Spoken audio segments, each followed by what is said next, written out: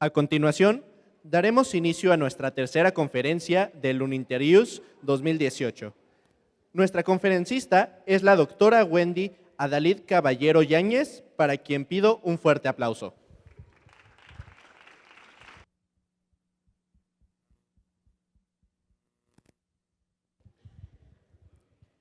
La doctora Wendy Adalid cuenta con un doctorado en Ciencias Políticas y Sociales, realiza publicaciones de informes especiales en materia de derechos humanos, ha sido presidenta del Centro de Investigación y Vinculación Académica de México, CIVAMOS AC, es conductora en el programa de radio digital Nuestros Derechos.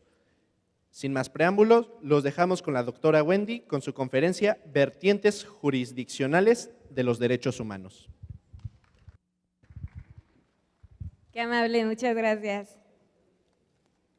Muy buenas tardes, ¿cómo están? Me da mucho gusto estar con ustedes y que todos coincidamos en un objetivo en este congreso, el de construir conocimiento. ¿Están de acuerdo?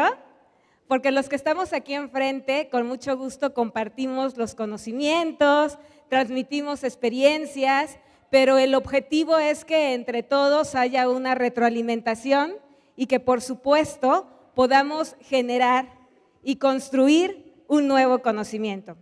Y bien, efectivamente, la ponencia que tengo a cargo se denomina Vertientes Jurisdiccionales de los Derechos Humanos.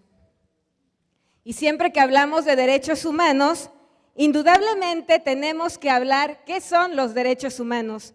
Me llama la atención que cuando se aborda esta temática, es muy común que demos ejemplos de derechos humanos, pero casi nunca se habla en específico de la definición. Y podemos decir que los derechos humanos son un sistema jurídico y de valores. ¿Por qué? Porque generalmente cuando hablamos de derechos humanos, pensamos que única y exclusivamente tiene que ver con un aspecto legal, con un aspecto constitucional, pero por supuesto, si hablamos de conjunto, de sistema, nos obliga a pensar también que esta construcción de los derechos humanos indiscutiblemente también tiene un aspecto filosófico y por supuesto sociológico.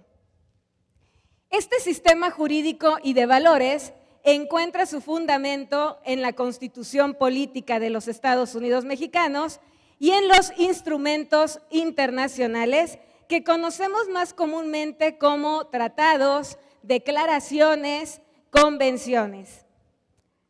Los actores en el tema de los derechos humanos y para su adecuada aplicación y su materialización son dos en específico: el Estado, por supuesto, a través de sus instituciones, a través de sus servidores públicos y cada una de las personas que nos encontramos aquí como usuarias de esos derechos, como sujetos de derechos, como personas que por ser seres humanos tenemos la posibilidad de ejercer un derecho humano y fundamental. ¿Con qué finalidad? Con la finalidad de que si los podemos ejercer, tendríamos que tener la posibilidad y la garantía de que vamos a desarrollar nuestras habilidades, nuestras capacidades libremente y que en consecuencia podremos desarrollarnos y vivir en un entorno donde se respete nuestra dignidad humana. ¿Muy bien?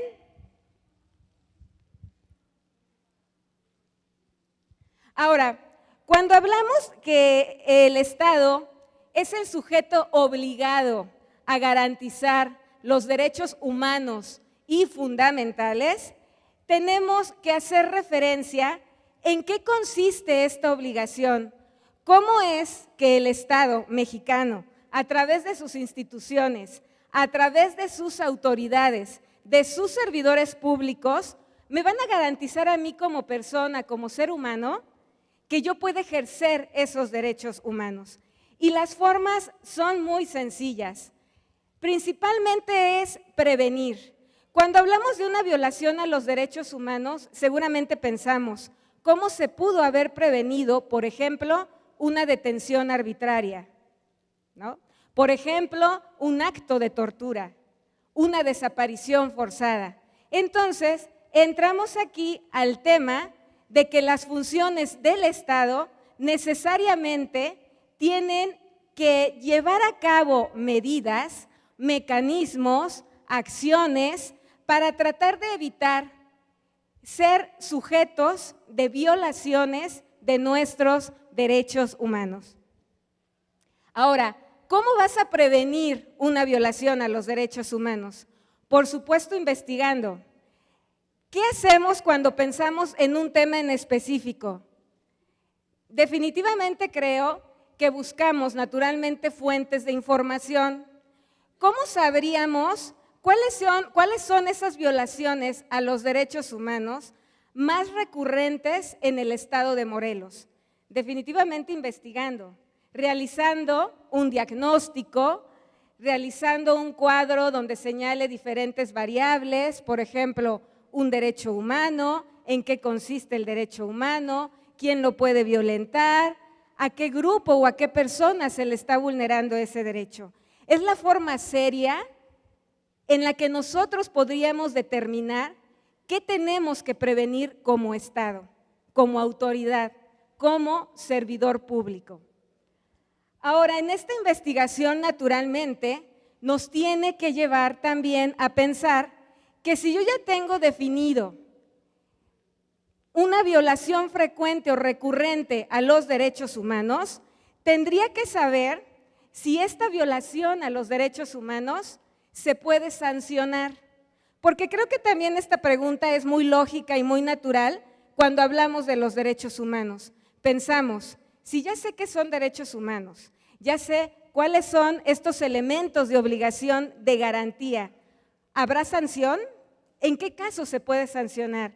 O simplemente podríamos hablar de darle publicidad a un acto o bien de establecerlo también como un tema de investigación y no pasaríamos de ahí, ¿verdad? Pero seguramente yo creo que en sus mentes está esta duda en qué caso se puede sancionar una violación a los derechos humanos y fundamentales. No hay otra forma más que establecer cuáles son las maneras en las que se pueden proteger estos derechos humanos. Y aquí encontramos tres en específico: las no jurisdiccionales, las cuasi jurisdiccionales y las jurisdiccionales. Podría sonar un poquito complejo, ¿no? Pero si lo hablamos de una manera muy general, podríamos explicar que justo las no jurisdiccionales son aquellas acciones que emprende, por ejemplo, la Comisión Nacional de los Derechos Humanos. Hace unos momentos uno de los ponentes hablaba de la Comisión de Derechos Humanos del Estado de Morelos. Y seguramente pensamos, ¿en qué casos podemos acudir a requerir un servicio de la Comisión de Derechos Humanos del Estado de Morelos? ¿O en qué caso tendríamos que pedir el servicio y ser usuarios de la Comisión Nacional? Pues bien, en el primer rubro justo se habla de estos organismos protectores de derechos humanos, que es la Comisión Nacional y las comisiones de cada uno de los estados de nuestro país. Y se les denomina como organismos públicos de derechos humanos no jurisdiccionales porque lo que emiten son recomendaciones. Las hemos escuchado, ¿verdad? ¿Sí? Por ejemplo, en estos días, bueno, ayer, de hecho, se estaba difundiendo en medios que la Comisión Nacional de los Derechos Humanos había emitido una recomendación en relación al caso Iguala. ¿Qué les parece? ¿Qué opinión les merece el hecho de que después de 4 años de que se presume hay violaciones a los derechos humanos de 43 jóvenes, se emite una recomendación? Yo les pediría que fuéramos pensando si podríamos decir que esta recomendación habla de una adecuada protección de los derechos humanos, de una puntual protección de los derechos humanos 4 años después de que se llevan a cabo estos hechos. Encontramos también que otra forma de protección es la cuasi jurisdiccional, y aquí es la que lleva a cabo o tiene como función un organismo internacional, la Comisión Interamericana de los Derechos Humanos, que emite opiniones consultivas y que se denomina que es cuasi jurisdiccional o casi jurisdiccional, porque aquí, a diferencia de los organismos públicos de derechos humanos, esta Comisión Interamericana de Derechos Humanos puede llevar el caso a la Corte Interamericana. Naturalmente hay un procedimiento y ahorita lo veremos. Otra forma de protección es la jurisdiccional, que justo ejerce únicamente la Corte Interamericana de los Derechos Humanos, y es a través de emitir resoluciones que no es únicamente una recomendación, como vemos en el primer rubro, o una opinión consultiva, como en el caso de la comisión, sino que aquí se emiten sentencias. Y cuando escuchamos sentencias, escuchamos también que es sinónimo de sanción, ¿verdad? De reparación. Muy bien. Aparte también es una función sumamente importante porque genera un nuevo derecho, una construcción de un nuevo derecho, que es la jurisprudencia. ¿Ok? Ahora, naturalmente, si hablamos de estas formas de protección y pasamos de un organismo público de derechos humanos, que es la Comisión Nacional de Derechos Humanos, que son las comisiones de los estados, si ya pasamos a otra forma de protección que es cuasi jurisdiccional y jurisdiccional, tenemos que hablar necesariamente de otro sistema o de este sistema de conjunto de normas, de valores, pero que traspasa nuestro derecho jurídico mexicano, que es el Sistema Interamericano de Derechos Humanos, que se crea en la OEA a través de 2 instrumentos fundamentales, 2 instrumentos internacionales, que es la Declaración Americana sobre Derechos y Deberes del Hombre y, por supuesto, la Convención Americana sobre Derechos Humanos. ¿Y cómo ejerce este derecho o cómo se materializan o cómo se aplican estos 2 instrumentos internacionales? A través de la Comisión y la Corte Interamericanas de Derechos Humanos. Ahora bien, ¿cómo se aplican estas vertientes jurisdiccionales de derechos humanos? A mí me gusta platicar con mis alumnos en relación a este tema porque podríamos decir que todo este sistema jurídico y de valores que protege los derechos humanos, podríamos sintetizarlas o resumirlas en 2 vertientes fundamentales, que es una vertiente preventiva y otra correctiva, o lo que podemos también ocupar como sinónimo de vertiente, 2 funciones de todo un sistema de protección de derechos humanos, puede ser en el ámbito preventivo o en el ámbito correctivo. Y el doctor Sergio García Ramírez hace una explicación, considero muy adecuada, y equipara esta vertiente jurisdiccional que decíamos, solamente puede ejercerla la Corte Interamericana de Derechos Humanos, también se considera que se le puede denominar contenciosa. Y en relación a la vertiente consultiva, también se le puede denominar preventiva. ¿Ok? Ahora bien, como decíamos, esta función jurisdiccional o contenciosa le corresponde únicamente a la Corte Interamericana de Derechos Humanos. ¿Y en qué consiste? Muy brevemente, en establecer la veracidad de los hechos denunciados, esto es, no siempre que se presuma la violación a derechos humanos y fundamentales de una persona, querrá decir que efectivamente en una realidad hubo una violación a los derechos humanos. Entonces, ¿qué tienes que hacer como un organismo que investiga? Justo eso, ¿no?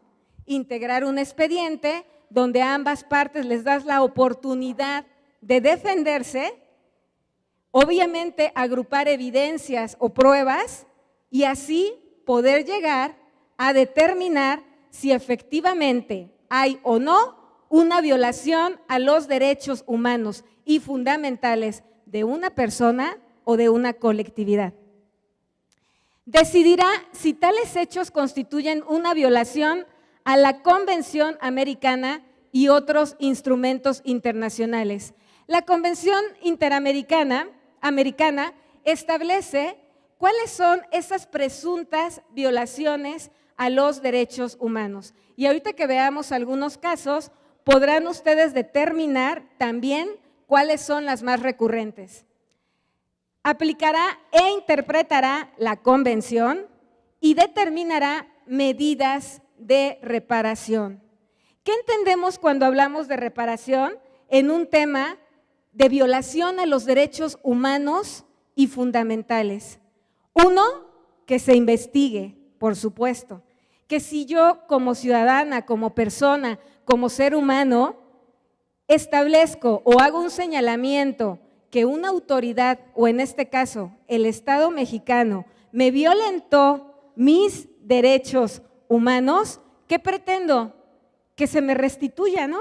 Un derecho, que se me repare. Y si no, al menos que se investigue si tengo o no la razón, si efectivamente soy sujeta de violaciones a derechos humanos y fundamentales en mi persona. ¿Ok? Ahora, como generalidades del procedimiento podemos ver que por supuesto se tiene que presentar una queja o se tiene que presentar una denuncia ante el organismo, se tiene que evaluar si es competencia o no es competencia de la Corte Interamericana de Derechos Humanos. Por supuesto, se tiene que entrar al estudio del asunto, investigar el fondo y se tiene que emitir una resolución, ¿no? Una sentencia en este caso. Y esta sentencia puede ser condenatoria o no condenatoria. ¿Y cuál es la diferencia? Pues de que se haya acreditado plenamente si hubo o no una violación a los derechos humanos y fundamentales de una persona de parte del Estado mexicano. La obligación de reparar a cargo del Estado condenado. Si hablamos de que los derechos humanos y fundamentales tienen dos sujetos y que el sujeto obligado es el Estado, pues naturalmente quien tiene que reparar esa violación a los derechos humanos es el Estado mexicano.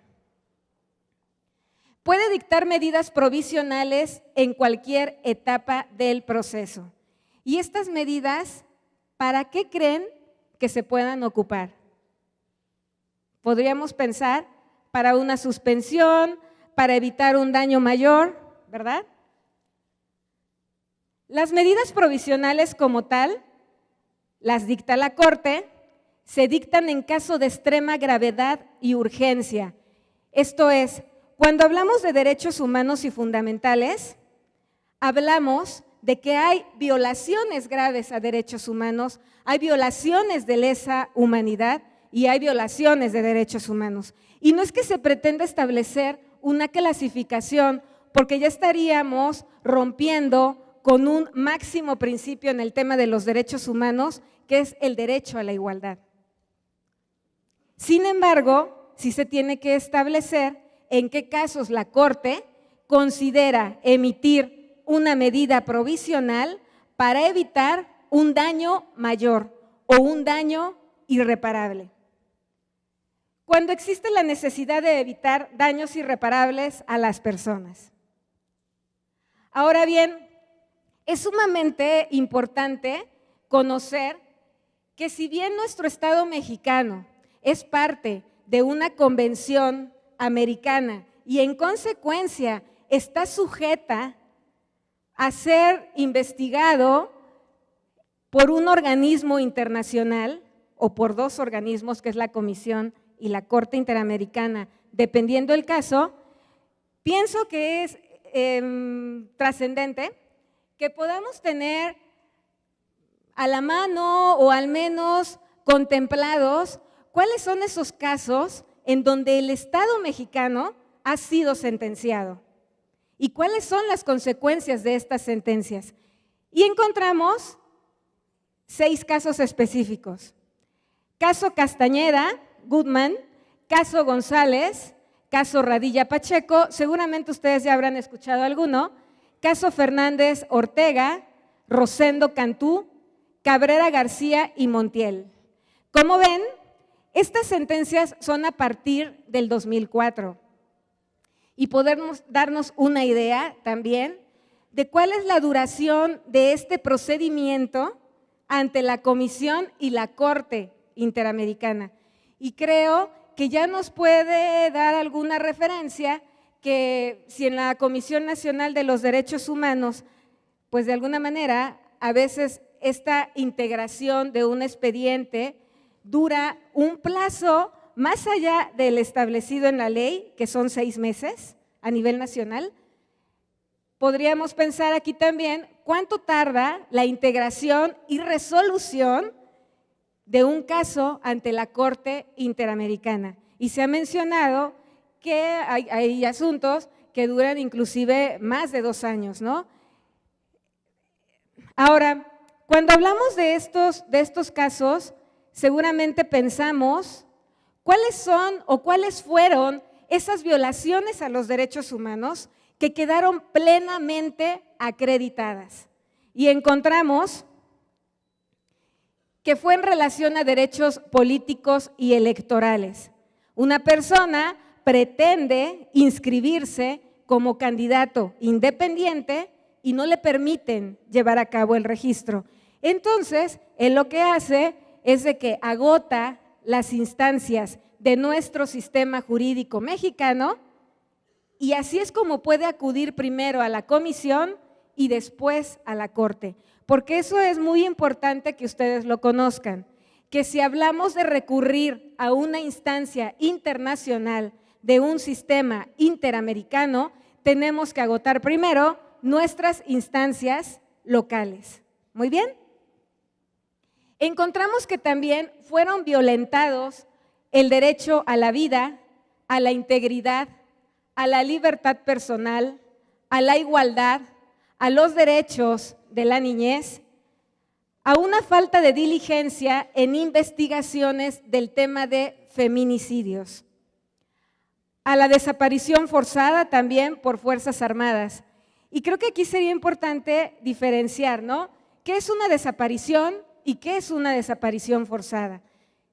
Una desaparición como tal, pues podemos decir que es cuando se desconoce el paradero de una persona y como personas vamos y denunciamos ante un agente del Ministerio Público que mi familiar no es localizada, no la encuentro, hay un término para que lo puedas hacer. Pero cuando se habla de desaparición forzada es porque un agente del Estado está participando.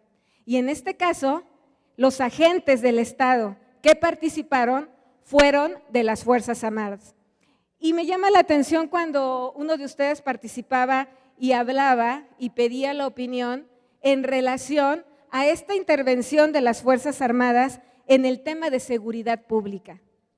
Y créanme que es sumamente importante que estemos conscientes de que si tenemos ya como referencia una sentencia a nivel internacional por violaciones a derechos humanos de Fuerzas Armadas, tenemos que considerar que habría que irnos con mucho cuidado al hablar, por ejemplo, de esta ley de seguridad interior, que sabemos, afortunadamente, la Suprema Corte de Justicia de la Nación entró al estudio y la consideró inconstitucional. Hasta ahí podríamos aplaudir, ¿no?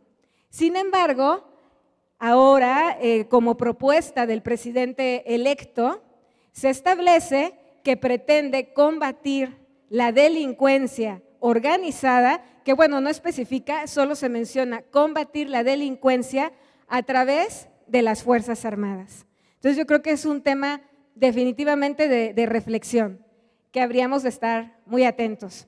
Otras de las violaciones a los derechos humanos es de la integridad personal, la dignidad, la vida privada y la protección judicial en contra de una mujer indígena. ¿Qué sucede cuando hablamos de que existen grupos en estado de vulnerabilidad o grupos en exclusión? Pues son justo esos grupos de personas que se considera son más vulnerables o más propensas a que se cometa en su persona una violación a los derechos humanos y fundamentales. Y en este caso, en esta sentencia, se trata de una mujer que, aparte de ser mujer y de tener una situación de vulnerabilidad, es una mujer indígena. ¿Muy bien? También se habla como violaciones de los derechos humanos en estas sentencias a los actos de tortura cometidos por agentes militares. En el tema también de libertad personal, protección judicial y falta de investigación y sanción de los responsables. Estas fueron las violaciones a los derechos humanos más recurrentes en estas sentencias y que motivaron que la Corte Interamericana de Derechos Humanos sancionara al Estado mexicano. Ahora, no todo es negativo, por supuesto, ¿verdad? Siempre que hablamos de los derechos humanos y que yo les decía, su estructura como tal no es únicamente jurídica, es también filosófica y es también sociológica.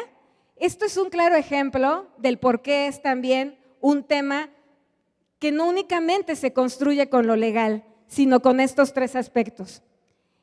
Y podemos hablar que derivado de estas sentencias que emite la Corte Interamericana a través de esa vertiente jurisdiccional contenciosa, logramos un cambio de modelo, un cambio de paradigma en el tema de los derechos humanos y fundamentales en nuestro país. Algo más que aplaudir y reconocer, ¿no?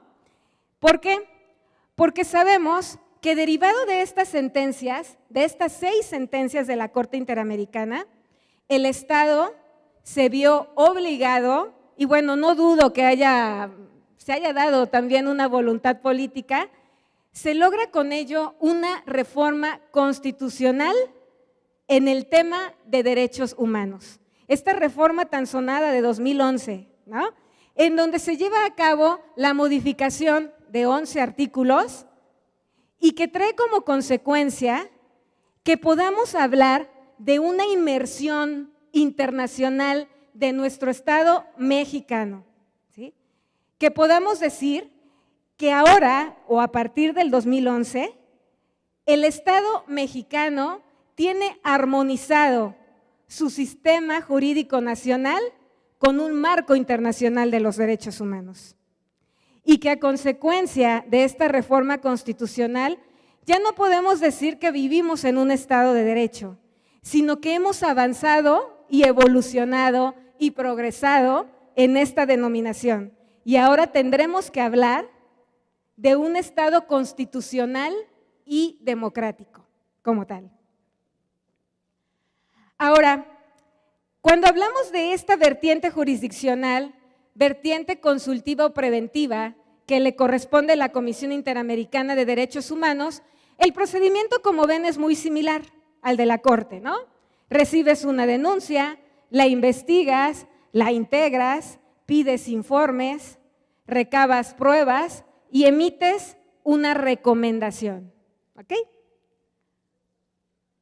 El procedimiento también tiene similitud con el procedimiento de la Corte Interamericana y también con el procedimiento que se lleva a cabo en los organismos públicos de derechos humanos, que podremos recordar, también emiten recomendaciones, ¿no?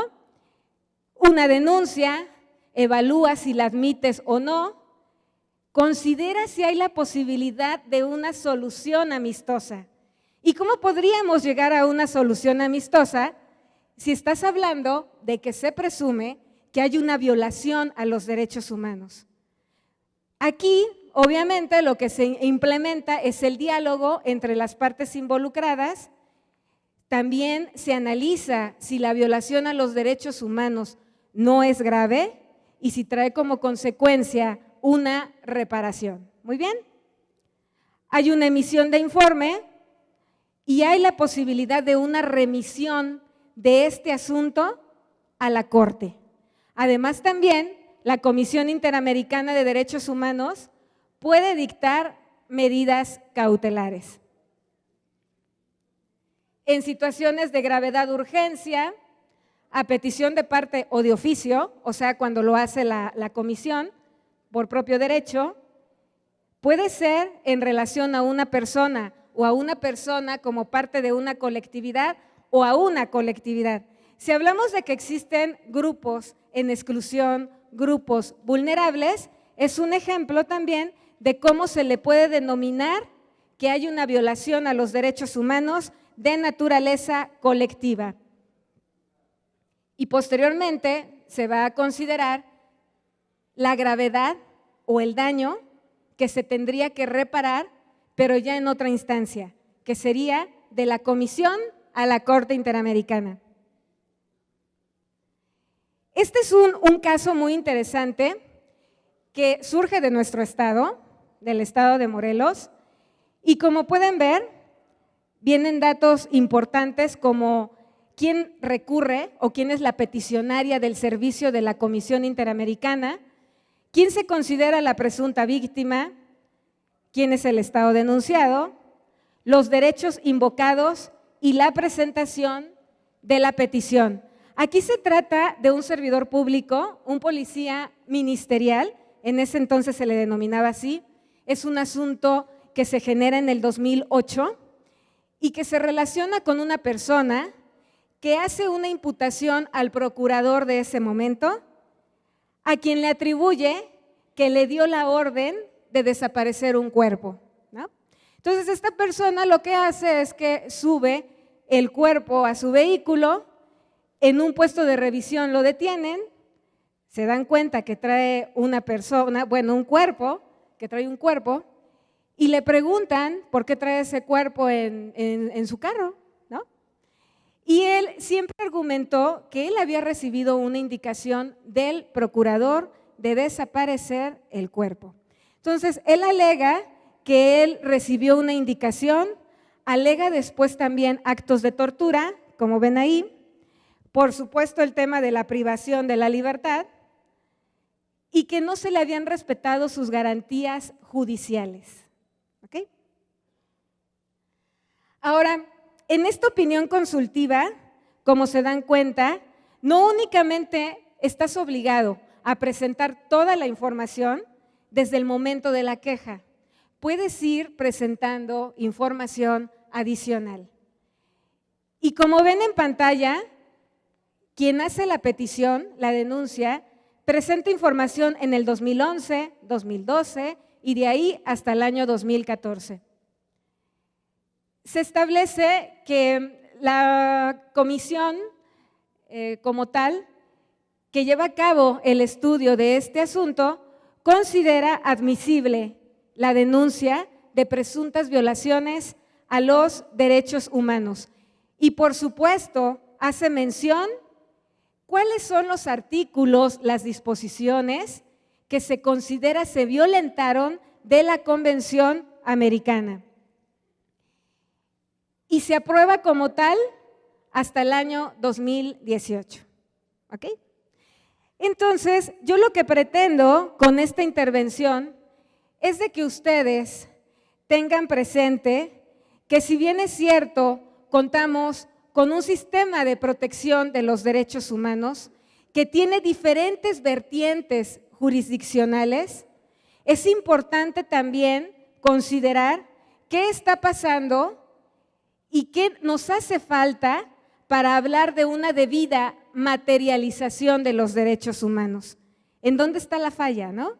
¿Qué pasa en ese camino si contamos con un marco jurídico debidamente armonizado, una homologación en nuestras leyes secundarias, contamos con un Estado constitucional y democrático, Contamos con personas que están interesadas en informarse y poder ejercer sus derechos humanos. ¿Qué sucede? ¿Qué se rompe en este proceso, en este camino que evita que una persona en este momento, en este día, pueda ser sujeta de una violación a los derechos humanos y que no pueda encontrar de una manera puntual una reparación a esas violaciones a los derechos humanos?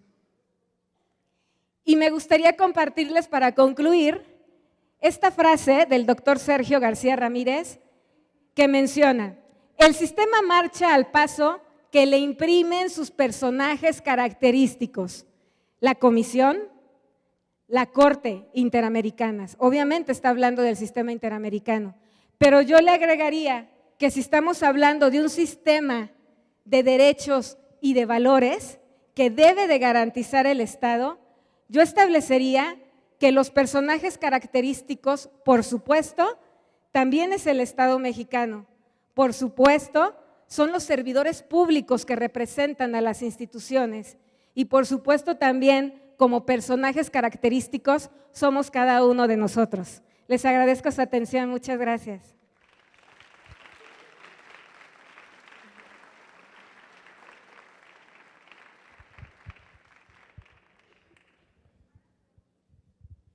Para la entrega del reconocimiento y reconocimiento.